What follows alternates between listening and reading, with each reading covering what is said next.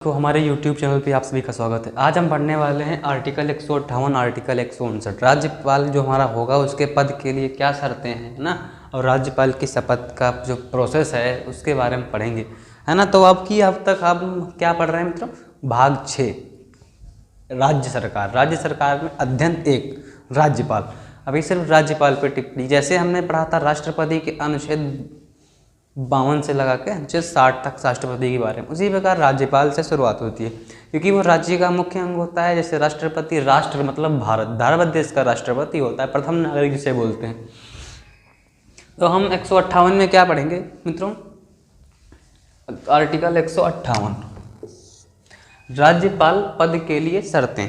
राज्यपाल बनने के लिए क्या क्या शर्त की मंजूरी आपको देनी होगी तब आप राज्यपाल बन सकते हैं। सबसे पहला शर्त क्या है? संसद का सदस्य नहीं होना चाहिए, ना विधानमंडल का सदस्य होना चाहिए।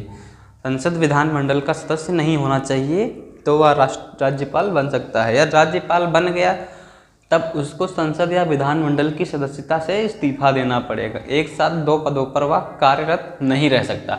आर्टिकल 58 में सबसे मेन यही पे प्रावधान किया गया है। दूसरा पॉइंट, लाभ का पद नहीं होना चाहिए। भारत या राज्य सरकार में कोई लाभ का पद ना हो, जिससे ऑफिस ऑफ प्रॉफिट जिसे कहते हैं ना, प्रॉफिट का पद नहीं होना चाहिए ना, तो लाभ का पद नहीं होना चाहिए। फिर कोई भी सरकारी नौकरी का भी पद नहीं होना चाहिए, वही ऑफिस ऑफ प्रॉफिट लाभ का पद राज्य व केंद्र सरकार में नहीं होना चाहिए।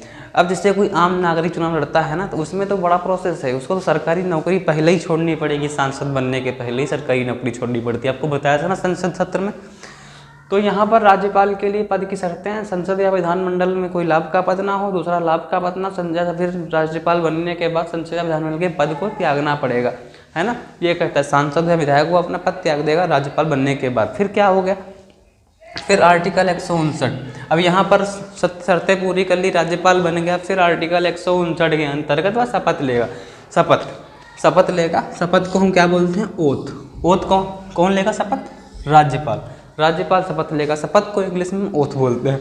और राज्यपाल की शपथ का प्रावधान कहाँ किया गया है? आर्टिकल 159 में। प्रश्न पूछा जाए राज्यपाल की शपथ किस आर्टिकल में, तब बताओगे आर्टिकल 159 में राज्यपाल की शपथ का प्रावधान किया गया है। और राज्यपाल को शपथ कौन दिलाता है? राज्यपाल को शपथ कौन दिलाता है?